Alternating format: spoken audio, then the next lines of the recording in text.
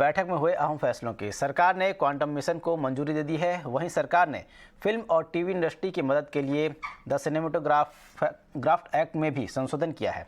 इससे OTT platform पर piracy को रोकने के लिए नियम बनाए जाएंगे। केंद्रीय मंत्री अनुराग ठाकुर ने इन फैसलों की जानकारी दी। इसी खबर पर हमारे साथ जुड़ गए हमारे सहयोगी प्रकाश प्रियदर्शी। प्रकाश, बताएं और क्या क्या फैसले और कितने अहम फैसले लिए गए?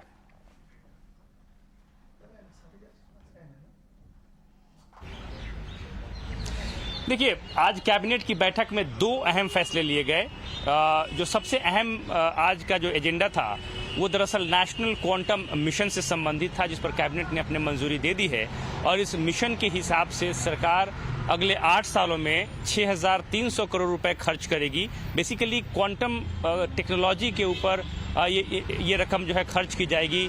R&D के ऊपर ये रकम खर्च की जाएगी, क्योंकि दुनिया में 6 देशों में क्वांटम टेक्नोलॉजी इस वक्त है। लेकिन दिलचस्प बात यह है कि जहां भी ये क्वांटम टेक्नोलॉजी इस वक्त है वो सब R&D स्टेज पर ही है। उसका कोई भी कमर्शियल इस्तेमाल अभी नहीं हो रहा है। भारत ने भी इसमें अपनी दिलचस्पी दिखाई है और एक बड़ी पहल की है और 7वां देश बनने जा रहा है जो कि क्वांटम टेक्नोलॉजी के ऊपर R&D में निवेश किया जाएगा और सरकार इसके इस्तेमाल को बढ़ावा देगी। जैसा कि आपको पता है कि ये एक काफ़ी सुरक्षित टेक्नोलॉजी है। इस तरीके आप एक डेटा अगर आपको कहीं भेजना हो तो इससे बेहतर टेक्नोलॉजी इस वक्त दुनिया में नहीं है। साथ ही साथ काफ़ी फास्ट है, सिक्योर है, रिलायबल है। इस टेक्नोलॉजी की एक खासियत है और कई ऐसे इंपॉर्टेंट सेक्टर्स हैं जहां पर इसका इस्तेमाल किया जा सकता है, चाहे वो कम्युनिकेशन हो, डिफेंस हो, मेडिसिन हो, हेल्थ केयर हो, फाइनेंशियल सर्विसेज हो, ये सिक्योरिटी हो। इन तमाम जगहों पे क्वांटम टेक्नोलॉजी का इस्तेमाल किया जा सकता है। साथ ही साथ एक और दिलचस्प बात यह है, क्योंकि अभी ये शुरुआती चरण है, R&D पर ही एक पैसे खर्च किए जाएंगे, लेकिन सरकार ये चाहती है कि इस दिशा में भी आत्मनिर्भर बना जाए। और हालांकि इसमें वक्त लगेगा, क्योंकि आने वाले दिनों में जब ये टेक्नोलॉजी इवॉल्व होगी, R&D में सफलता मिलेगी, उसके बाद जब इसका कमर्शियल इस्तेमाल होगा तो सरकार ये चाहती है कि इसमें भी PLI स्कीम, इस सेक्टर के लिए भी PLI स्कीम की घोषणा होगी। ये जानकारी जो है आज दी गई है। तो एक बड़ा फैसला, खासकर अगर आप नए टेक्नोलॉजी के लिहाज से देखें। जो दूसरा अहम फैसला किया गया है वो सिनेमेटोग्राफी एक्ट 1957, उसमें बदलाव करने का जो प्रस्ताव था उस पर कैबिनेट ने अपनी मंजूरी दे दी है। यानी कि इससे संबंधित एक नया बिल जो है संसद के अगले सत्र में पेश किया जाएगा, जिसका नाम होगा the cinematography act 2023।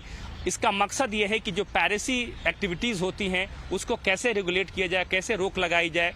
Film industry, TV industry, उसको जो उनके ओरिजिनल वर्क्स हैं उस पर कैसे उनको ज़्यादा फ़ायदा दिया जाए, उसकी पायरेसी न हो, इस बात को सुनिश्चित किया जाएगा। OTT प्लेटफॉर्म के तर्ज पर ही रेगुलेशन की तैयारी की जा रही है और उम्मीद ये की जा रही है कि अगले संसद के सत्र में इस बिल को सरकार पेश करेगी। जी, बड़े अहम फैसले आपने बताए, लेकिन इसी से जुड़ा एक और अगली खबर आपसे समझना चाहेंगे। विनिवेश से जुड़ी एक एक्सक्लूसिव खबर है। इससे पहले हमने NMDC के बारे में बात की थी। अब सरकार SCI की लैंड एसेट कंपनी को अगले महीने लिस्ट करा सकती है। एक्सक्लूसिव डिटेल्स प्रकाश, और क्या क्या है इसमें?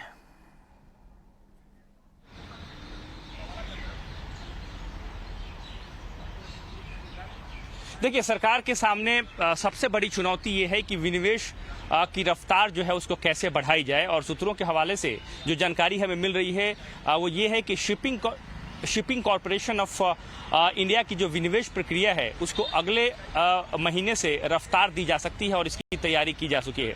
सूत्र हमें बता रहे हैं कि शिपिंग कॉरपोरेशन का जो नॉन कोर असेट है, जिसको कि लैंड असेट जो है उसकी कंपनी बनी है, उसकी लिस्टिंग सबसे ज़्यादा ज़रूरी है और वो पहले किया जाना है फाइनेंशियल बिड्स इनवाइट करने से पहले। लिहाजा सोर्स हमें बता रहे हैं कि अगले महीने की शुरुआत में सरकार शिपिंग कॉरपोरेशन ऑफ इंडिया की जो लैंड एसेट कंपनी है उसके लिए उसकी लिस्टिंग की योजना तैयार कर रही है, उसको लिस्ट किया जा सकता है। उसके बाद इसके लिए फाइनेंशियल बिड इनवाइट किए जाएंगे और सूत्र हमें बता रहे हैं कि अगले महीने के आखिर तक या जून महीने में शिपिंग कॉरपोरेशन के लिए फाइनेंशियल बिड सरकार इनवाइट करेगी। ये भी जानकारी मिल रही है कि लिस्टिंग से पहले जो जरूरी औपचारिकताएं होती हैं, जो टेक्निकल एस्पेक्ट्स होते हैं, उस पर दीपम ने काम करना शुरू कर दिया है और इस बात को सुनिश्चित करने के प्रयास किए जा रहे हैं कि अगले महीने की शुरुआत तक इसकी लिस्टिंग हो जाए। जैसा कि आपको पता है कि बीएमएल के जो नॉन कोर असेट्स थे उसकी लिस्टिंग की प्रक्रिया सरकार ने आज पूरी कर ली है। लिहाजा अब जो अगला नंबर है और जो प्रायोरिटी है इस वक्त दीपम के पास, वो ये है कि शिपिंग कॉर्पोरेशन के जो लैंड एसेट कंपनी है उसको लिस्ट किया जाए ताकि फाइनेंशियल बिड्स जो है वो इनवाइट किया जाए। सरकार का मकसद ये है कि इस साल के आखिर तक शिपिंग कॉर्पोरेशन ऑफ इंडिया की जो विनिवेश प्रक्रिया है उसको पूरी तरीके से पूरी कर ली जाए। जी बिल्कुल, सरकार एससीआई की लैंड एसेट कंपनी को अगले महीने लिस्ट कर सकते हैं। शुक्रिया प्रकाश।